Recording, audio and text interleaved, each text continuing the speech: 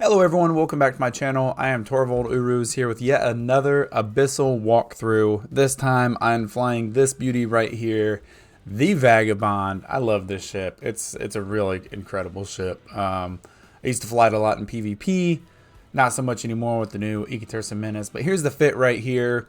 It's actually really cheap compared to most of the other stuff, considerably cheaper. And it works. I actually had a little bit of hard time in the sites here because of I got a negative roll, and we'll see that here. But let's jump into the site here. I run T5 gammas with this thing, and it works really good. It's nice that it's cheap. It does require manual piloting and some knowledge on your part. So here we come into the perfect first test for this thing. Nothing but entanglers and neutralizers with the Charybdis Tyrannos. So it's actually a really good first room to test out and see how it works. A good way to get an idea of what your limitations and capabilities with this thing are. So first off, start killing as many null chargers as possible. You can see there the shield dipped quite low because Charybdis Tyrannos really hurts. I did decide to take blue pill, and unfortunately with that blue pill I did get the negative effect of capacitor penalty. So before this I was cap stable, now I am not, and I was like, well, that sucks. I do have max skills in the drug rolls, however negative penalties still happen, even too. But obviously there's no going back. I'm in the site, so I can complete it. The only thing this means with the negative cap penalty is now you have to manage cap.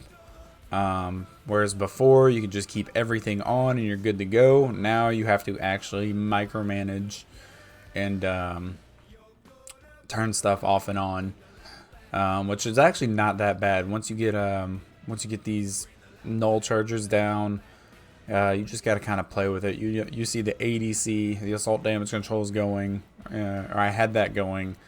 That's kind of a I don't know, it's a good little safety thing to have, especially when you're having cap issues and you've got the Charybdis Tyrannos and everything, because I can kind of, with that, I can take advantage of it and I can pop it while using Afterburner, so I can turn my shield off and kind of like divert my power from shield to prop mod while letting the assault damage control. But now all the null chargers are gone, so my cap is good as long as I'm not running both my prop mod and my shield booster. So from here, it's just a matter of working my way to the Charybdis Tyrannos while at the same time keeping a nice little balance. I want to get these entanglers down. That way I'm not held back at all while I'm trying to burn out to this Charybdis Tyrannos.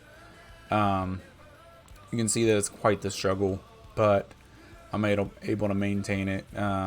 Big thing is just keep the shield booster going if you've got less than 50 and just kind of play with it there. Because you can see the Charybdis Tyrannos does get some nice wrecking shots on me, and you can see how bad that hurts. At this point, there's only that one last entangler, and he's going down. You can see damage application is actually pretty good, and damage is actually not the problem in this specific room. The problem is the capacitor effect, tied along with the fact that Charybdis Tyrannos is so far away that I can't keep both my shield booster and my prop mod going. So I kind of have to play with that, and it's a little bit of a challenge. As you can see here, my assault damage control is coming back, and this was what I was talking about earlier, where you can use that and you can quit running your shield booster. So now I've got that running, and I can keep my prop mod going, and I know I'm safe, relatively safe. You can see I'm starting to come into range of this guy, and that's where things start looking up for me. You can see I have the two different kinds of ammo: Republic Fleet Fusion and Hail. If you're fighting cruisers and battleships, you're going to be using Hail. If you got a room full of frigates, you'll want to use Fusion. This is this is Gamma Sight, so everything has that explosive resistance penalty. So you're taking big advantage of the penalty there using the Mimitar weapons with Fusion and Hail. Does a lot of explosive damage, so that's pretty good. But you can see how quickly this Charybdis Tyrannos, now that I'm on top of it. Now this is a Gamma Sight, and that thing is shield tanked, but it's going down pretty at a pretty good pace now that I've got everything on it. And here it's just a matter of not letting that thing get a good hit on me while at the same time getting it down. This room did take a little longer than I would want. However, by the end of the site, it evens out. One thing that I do remember, I recorded this yesterday, and one thing I do remember is that the loot from this was absolute garbage, which is disappointing. I was hoping, oh cool, I'm making a video, maybe I'll get a specialization skill book or something, but I'll go ahead and spoil that one right now. It doesn't happen. Yeah, here we go. He's dying. There's nothing to it. Once everything's dead, once you have nothing webbing or entangling you, or webbing or nuding you, you are clear. You're in the clear. It's just a matter of, here I'm kind of playing with the idea of starting to burn back to the bioadaptive cache, but then I realized, you know what, I'm going to get out of range of him. But once you are in a position where you can kill him as you're flying away, range on these weapons are about 20 kilometers. So once I get into a position where I can fly away from him while applying damage and bringing him down and killing him before I get out of range, that's kind of what I want to do. So that's what I'm going for here. You can see I'm kind of playing with that a little bit. Now that he's in hull, that's where I'm going to take advantage of it, and that's where I'm going to start flying away, because time is working against me at this point. But he's going down. He's going to die. No issues here. And I'm kind of letting Cat build up. I'm surprised he didn't get any shots on me right here. I was expecting to get a pretty good hit, but I was lucky enough to not get hit at all, or nothing too dangerous here while he was dying. Well, there he goes. Cubitus Tyrannus is down. You can see from my time, I'm over my happy little 5-minute mark. I actually just scrolled over the time, and it was at 13 minutes 55 seconds, which means I took over 6 minutes to complete this site, which is not good for me. Obviously, you have 20 minutes to complete the site total, which means if you take more than 6 minutes and 30 seconds per site, you're in a bad spot. So this was a bad first room, bad spawn, bad drug effects, but I completed it. And as long as I don't get 3 of these rooms in a row, or at least 3 of these rooms that have that same effect where there's entanglers and null chargers, because once I get into a room, my main goal is to get on top of the Cubitus Tyrannus and get damage on him ASAP. This one's pretty easy. Harrowing Vila Vedmax and Anchoring Vila Vedmax. The Vilas do less damage. These are the Triglavians that have drones, so they do less damage than their counterparts, just the normal Harrowing Vedmax and whatnot. So not really a danger here. I decided to go for 1 Damavik real quick since he was close enough and I could take him out fast enough. I really wish this had been a normal Harrowing room and not a Vila room. That way I could have tested out my tank more. But I handled this room just fine. These things went down rather quick. And you got to imagine, whenever you're fighting the other Vedmax, one that are actually a problem, if there's a starving Vedmax, you want to take care of him ASAP. If there's starving Damaviks, you want to take care of them. If there's ghostings are actually a real big problem. I'll come up against some weapon disrupting things later to show you that. But here, this one was a pretty easy room. Again, you are in a Gamma. You're firing explosive stuff. These are armor tank ships, so they're kind of at a disadvantage here, which is good for you, while you kind of have that good the shield bonus to go along with your already shield tank ship. But you can just see nice and easy. They're staying. I'm having no problems keeping them in range while I'm just doing my normal piloting. Getting garbage loot, always fun. Hopefully when you're doing this and you're trying this out, you're not getting what I'm getting, because right now I'm 2 sites in and I've made like 20 million ISK, and pretty disappointing.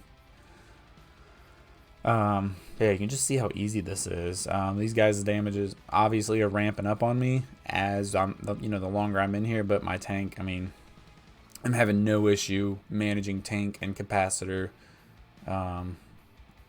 Just pop it off every once in a while. I'm good to go. Yeah, easy as that. Nice little cleanup here. Application on this thing isn't bad at all. Kind of sucks when you got a bunch of ghosting Damaviks on you, and I've had issues before with Damaviks, but now with a synth drop going and just with good piloting, you're good. Thing things to think about, and I think you see this in the next room or the next site after this. Things to think about with application and tracking and trying to kill small stuff. So you don't have a web, you don't have anything to help you apply damage better. So other than your normal, piloting and getting in a good position to apply damage, other things you'll look for are the blue clouds, which will boost everything's signature radius, which are really good for damage application. If you get the NPCs in the blue cloud, you can apply a lot more DPS on them. And then also the medium tracking pylons, or in the small tracking pylons. If you see one of those, you want to go ahead and start burning to it. Those things will help you out a lot. They'll increase your tracking, obviously. The mediums have ranges of 40 kilometers, and the smalls, I believe, are 15 kilometers. So anytime you come into a room and you're having tracking issues, you want to make your way towards either of those two things, the clouds or the tracking pylon. But there we go. You see that room? I kind of fixed my little time issue. I'm at 9.5 minutes going into the last room. Quicker the better, but I'm closer to that 5 minute per room average. Here we go. Another Charybdis Tyrannos room. This time only entanglers, no null chargers. There are confusers, but I'm not too worried about them because it's not that hard to get damage on a battleship, even if you're being tracked and disrupted. But this is just same thing. Make your way out to Charybdis Tyrannos. It's a big pain because you've got to burn 50 kilometers while managing tank and capacitor, and at the same time I've got these entanglers coming in. So biggest goal right now is to kill the entanglers, get them off you, get yourself free, while still working towards that. There I hit the ADC, let my shield go a little bit more. That way I can just get myself in a good spot. Kind of an issue with these entanglers on me. I could have turned my shield booster off. Did overrep a little bit there, but it's okay. With entanglers on me, I'm not going to waste my cap burning my prop mod. I'm going to wait until these entanglers are gone, and then I can start using my prop mod. Right now, they're not on me. They're actually going for my drones. That would have been good to pay attention to while I was using my ADC. If they were on me, then that would be a different story. But there, I definitely could have used my prop mod while my ADC was going. Because you can see I'm going 600 meters a second. No webbing effects on me. They're going for my drones. Using your drones as a defensive mechanism is perfectly fine. Just don't let them die. Let them take the aggro. Let them take whatever effect. I'd rather my drones be entangled than me, I'd rather my drones take a few hits rather than myself, so it was that's why I let them out so long. But as soon as this entangler's dead, you can see I've got 42 kilometers to go, or I really have 20 kilometers to go so I can start getting damage. But while I'm working my way to the Charybdis Tyrannos, since I can't apply damage to him, I'm just worried about burning down these entanglers and then working on the confusers. While they're not going to affect my weapons too much, they're more important to take down than the spearfishers. The spearfishers will scram your drones, and they'll be a pain in that aspect, but you're better off taking out the confusers, getting anything that messes with your application, since you have nothing else to shoot at while you're, or since you have the opportunity to shoot at them while you're burning to the Charybdis Tyrannos. But yeah, you can see just managing cap and tank and speed is it's a little bit of a challenge here. If you don't have that negative effect on the blue pill, I don't know if I panicked. I think I panicked when I took the blue pill, and it probably wasn't necessary. But I did it anyway just to be safe, and you can see that I'm living with the capacitor penalty just fine. It just requires, this is not easy mode. This is not a Gila. This isn't, you can't just orbit and let drones do all the work. This is you actually piloting on and whatnot. But here we go. I'm in range of the Charybdis Tyrannos. One thing to note, Charybdis Tyrannos is shield tanked. And this is a gamma site, so she takes full advantage of the 50% shield bonus. One thing you've got to realize while you're doing everything, Charybdis Tyrannos, her shield is actively, it's not active repairing, it's passively regenerating. Sorry for my use of the word active there, but her shield is regenerating passively just like any other shield, and it's regenerating more because she's in a gamma and she's got the extra shield hit points. So you got to think about that while you're running these sites. The longer she is up, the more shield she's regenerating. So that's why you want to make it your priority to get out to her and get damage on her and, you know, start whittling away at that shield. But you can see, again, once I'm out here, once I'm on top of her, she's going down. It's no problem at all. Shield's already below 50% on her. She's breaking, no problem. And time-wise, a little bit, not nerve-wracking, but it's definitely getting close here. You can see we're just at or under the 5-minute mark right now. If at this point I was at 3 minutes, I'd be kind of nervous, but with how much time left, I feel good about it. I have no issues. First room really took a lot longer. This room took a lot longer, and it's mainly because of the fact that I have that that capacitor penalty messing with me. If I didn't have that, I'd be able to run my shield and my prop mod at the same time and be able to get out to the Gyrostabilizer Tyrannos faster, but still made it happen, still made it work. No tense moments where I was about to die. Gyrostabilizer Tyrannos is now going down, and then from here it's a smooth sail from here on out. I can start flying away as she's dying because I can still apply damage on her, and there we go, she's gone. And now it's just a simple cleanup of these 4 cruisers and we are good to go. The loot from this one was so bad. Perfect example, if you weren't aware of what I was talking about earlier with the blue cloud, here it is right here. We're flying into the blue cloud. I'm not in it. You can see down at the bottom of the screen how I've got those effects on my ship. You can see once you're in the blue cloud, that effect will pop up. Not really aware of how far it is from me. I don't know if I enter it, but yeah, that is the blue cloud.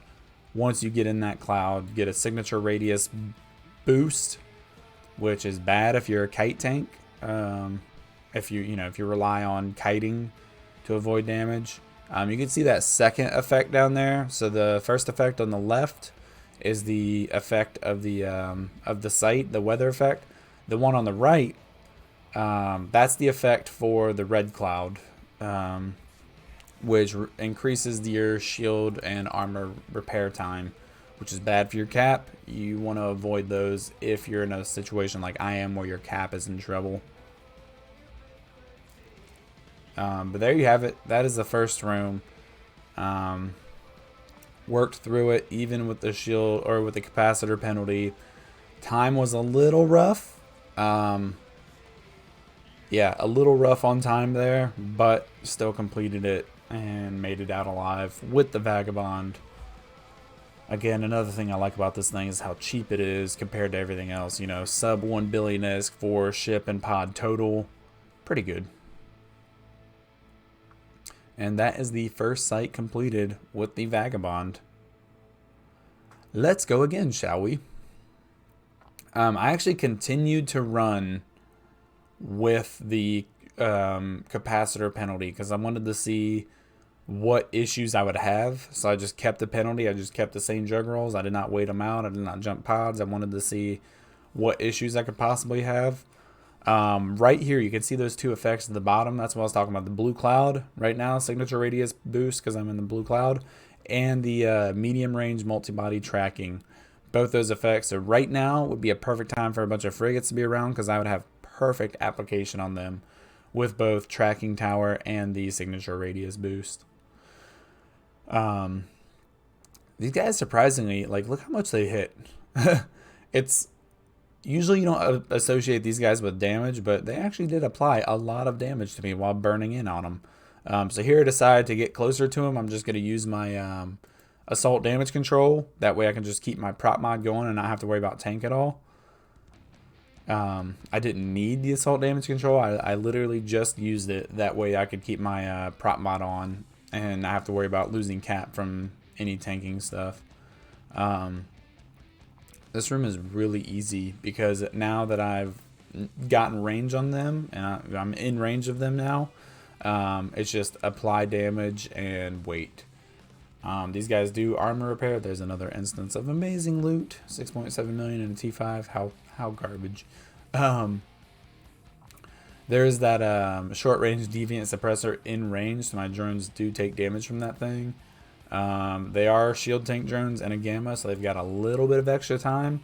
So here I just kind of play back and forth with letting them out, getting damage on the guys, and then pulling them back in, not making sure their shields do not fall below like 20-30%. It sucks, but their damage does help. It's better when I'm on top of them because I can, you know, pull them back quicker, launch and pull them back a lot quicker. So right now, just letting their shield regen. What's good about these Deep Watchers and these Gamma Sights are they are armor tanked. They don't take any. They don't get any positive. You can see they only have 2 bars instead of 3. They have 0 shields. So it's really, this is probably the easiest way to kill them. Since they have no shields and you're hitting that armor explosive penalty, pretty good there. But you can see my drones. I'm letting them regen a little bit before I send them back out to do more damage. You can keep them in if you really wanted to. However, I'd rather launch them, get a couple hits off with them before they take enough damage. You can see that they do, you know, they're doing damage, so they're doing something, even though it's not much. But every little bit helps. These guys do armor repair each other, which adds up. I mean, it's not a lot, but it does add up over time. We're at the 17-minute mark, so 3 minutes down so far, and we are just about to kill this guy. So this room actually goes a lot quicker than you would think, which is nice. That's what I enjoy about Gamma Sights, is whenever you come up against armor tank stuff, you can see how much damage we do to him. It's awesome. Tank is having 0 issue. Here we go, last guy down, so he's no longer receiving any armor reps, so now we can just chew through his armor. And pretty easy first room here. Sadly, it was garbage loot, but, you know, there's always that chance of getting something really good. There we go. We're almost 4 minutes into this site. All right. Really not much going on here at this point. I don't even have to use, you can see I'm not taking any damage at all. These guys, I don't really know.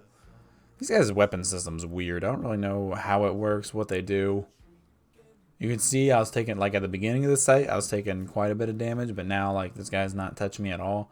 Looks like he's firing something at me every once in a while, but missing completely. So, there we go though. He is going down. So just be on the gate or be aware of where you're at and where you need to be, just in case time is tight. That's always something to pay attention to. Obviously, you don't want to put yourself in a position where you're going to die just to get in position to leave. But, you know, always be aware of where you are, where the gate is, and what your time is. That way, when you're coming to the end of a site, you're more prepared to leave rather than, you know, finishing all the NPCs and then getting situational awareness and whatnot. Here's a good example. So you want faction ammo loaded, but here's a perfect example using the multi-body tracking pylon, using that thing to basically help out your application. You can see these frigates, while normally it'd be kind of tough to apply damage to them, right now because I've got the tracking bonus from this thing going, it's simple. If I didn't have this, I'd work my way to that blue cloud. If you didn't have either, that's kind of a really crappy situation, but you do have drones, you have missiles, and you can kill them. You just gotta fly away from them, fly directly away from them to be able to track them better. Obviously, if you need to heat your afterburner a little bit to get that good position to shoot directly at them. Yeah, once you get this tracking pylon, once you get the effects on this on you, application is beautiful. You can see I'm not missing many shots, getting pretty good hits on all of these guys. Really easy, quick room. This is one of those rooms you get and you're just like, you just it's a little bit of excitement because you know you're about to finish. You can see the range there is 40 kilometers on that thing. But yeah, you get one of these rooms and you know, sweet, I'm in for a quicker finish than normal because I've gotten this. So if you get like 2 crappy rooms or time sucks and you see one of these rooms, it's kind of your saving grace right there. You can see the blue cloud off there in the distance. Luckily, I didn't need to fly all the way over there because the tracking pylon was close enough. But there you have it. You can see how fast all of these dudes just died and how easy it was for me. I think 2 or 3 minutes in this room and we're good to go. You can see I'm 29 kilometers, 30 kilometers away from this tracking pylon. So I'm still able to fly away from it while still getting the effects of it. Still having those help me out there, which was nice. Sometimes they're at crazy distances from the gate or something, which kind of works against you, but you know, it's better to go towards it and use that than just not have any application at all. But yeah, it was nice the fact that the gate and the bioadaptive cache were both in range of this one medium range multi-body tracking pylon. That way I can still take advantage of its effects and be ready to go the minute I kill all the NPCs. So you see how quickly that room took me. Smooth. And here we go into the third and final room. Oh, I forget what we had here. What was this? Oh, a bunch of these guys. All right, so here, nothing dangerous, just a lot of annoyances. Confusers are my main priority right now. I decided to go after them first because I do not want my stuff being messed with. Perfect situation. I'm flying to the tracking pylon, but there's a blue cloud in the way, so I can use that. I actually don't need it because I do apply pretty well to these guys. So it's not like I'm in dire need of getting in that blue cloud and then getting on that tracking pylon, but I still make my way towards it. I do get webbed, so I that little idea of me getting there kind of doesn't work out, but I still try and take advantage of getting in the blue cloud. If I'm going to be, if my weapons are going to be messed with like that, it's good to be in the blue cloud just to get that extra boost, get that little bit of help. You can see how quickly they die once you get damage on them. It's not like I'm having issues or anything. Then as I kill these confusers, my application only gets better and better. Kind of up to you what you want. Like I said, I'm just going to focus on these confusers first, get rid of, because I'm not really worried about being webbed. There's no reason why I have to fly fast and get away from these guys. I'm not really worried about being webbed and getting that afterburner on. From here, it's just easy pilot mode. Just fly around and keep damaging on everything. Not too worried about playing with my prop bot and playing with my shield booster, just keeping that shield booster on. There I did pop the ADC just to give myself a little bit of a buffer. Save cap where I can. Yeah, this room is pretty simple, pretty straightforward. You don't have to worry about kiting. You don't have to worry about avoiding damage. You can face tank all this DPS while killing everything, and you're good to go.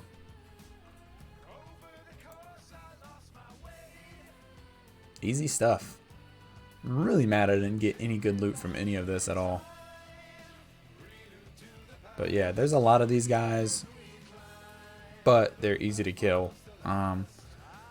The time does add up. You don't want to be lollygagging around. Not very often I use that word. You don't be screwing around. You don't want to be screwing around in here. You want to be taking them out as quickly as possible. That way the time does not add up, because the sooner you get done, faster you get the loot, faster you get out, the safer you are, the more money you make per hour, right? Right. Yeah, this room is so easy. I literally just, once I realize that my application is perfectly fine, I just slow boat my way to the cache while killing everything, and it's no issue at all.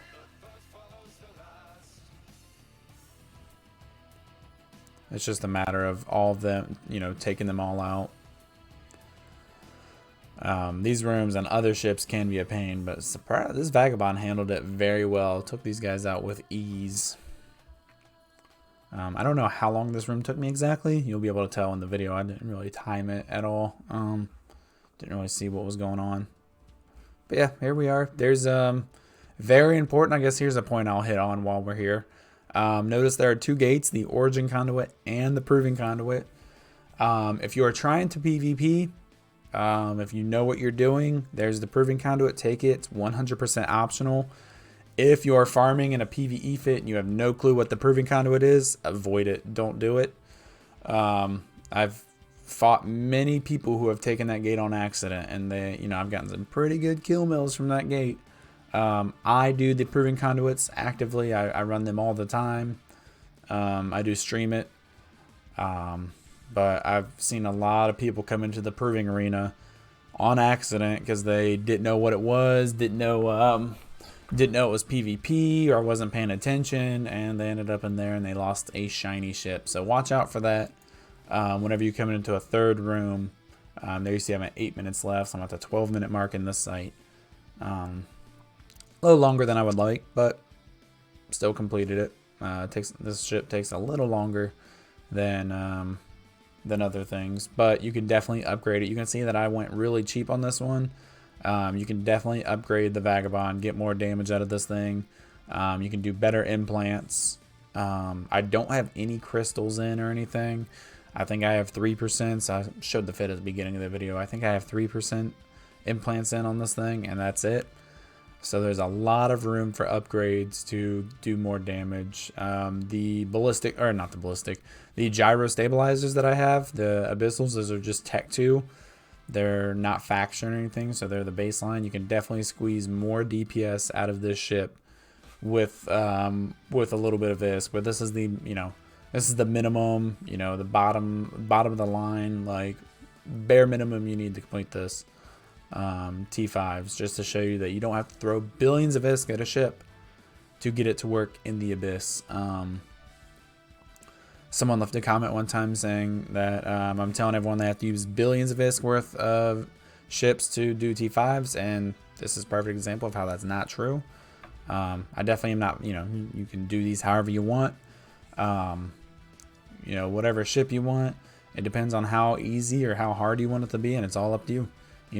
I can give you these guides and walkthroughs and explain how to do things and whatnot, but there's definitely different ways to do things. There's different fits that work. There's different, there's not one answer. There's not one like God mode ship, Gila, that does everything. So just know when I'm putting these videos out and I'm, explaining this stuff, purely educational, purely just helps, helping material. You don't have to do this stuff. You don't have to follow my, the way I do things or my fits or my piloting methods. You can see from my videos that they work, but there are also different ways to do things, different ways to fit ships and whatnot. Hopefully you find them useful. I am very much open to feedback. If you've got anything you think I could do better, if you have anything I should try, or if you think you think I could fit a ship differently or I could fly differently, I'm totally open to that. I'm definitely not one of those closed-minded people that can't take, there's a way to present feedback. There's definitely a way to do that. If you come off in a certain way, it's kind of hard, it's hard to be receptive, but, I do my best. But that is it. There you go. 2 tier 5 gamma sites in a cheap Vagabond with capacitor penalty going the whole time. So pretty good stuff. Hopefully you've learned something from this video. Hopefully you can use this and it'll help you out. If you have any questions, please do not hesitate to ask me. If you like my content, subscribe, like the video, give me that thumbs up. That's good for me to see that I'm doing something right. I do live stream the PvP stuff that I do at Twitch TV, at twitch.tv/Torvald_Uruz. So check me out there sometimes. Thanks for watching, guys, and I will see you in the Abyss.